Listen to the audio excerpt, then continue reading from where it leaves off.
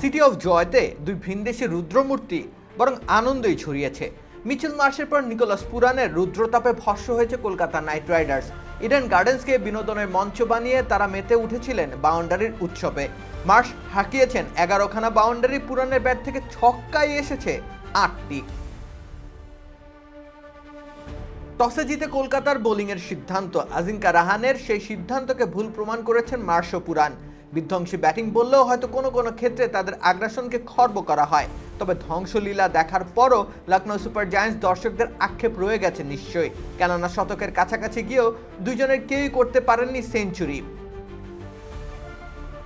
Marsh out হয়েছেন 81 রানে, পুরান অবশ্য অপরাজিতই থেকেছেন শেষ অবধি।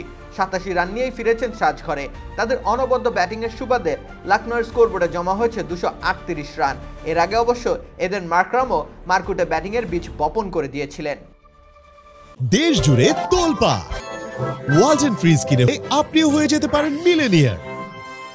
সেই বীজ থেকেই সৃষ্টি হয়েছে বিশাল বৃক্ষ, আর বাউন্ডারি দিয়ে সেই বৃক্ষের সৌন্দর্য বর্ধনের কাজটাই করেছেন এক অজিও আর এক ক্যারিবিয়ান।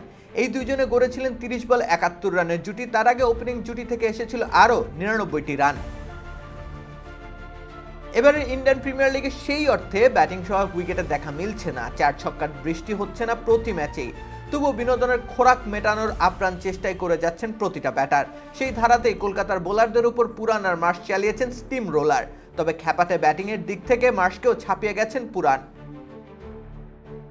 সব মিলিয়ে 15টি বাউন্ডারি মেরেছেন তিনি, মার্শের চাইতে 4টি বেশি। আবার পুরান বলও মার্শের তুলনায় খেলেছেন কম। মার্শের স্ট্রাইক রেট যেখানে ছিল প্রায় 169, সেখানে পুরানের ব্যাট চলেছে প্রায় 241-এর বেশি স্ট্রাইক রেটে। ঠিক এ কারণে হয়তো আইপিএলে ভিনদেশি মারকুটে ব্যাটারদের ঠিক এতটা কদর। পুরান ও মার্শ নিজেদের ভ্যালু যেন আরও খানিকটা বাড়িয়ে নিলেন এ দফা। রাকিব হোসেন রুম্মান, খেলা 71।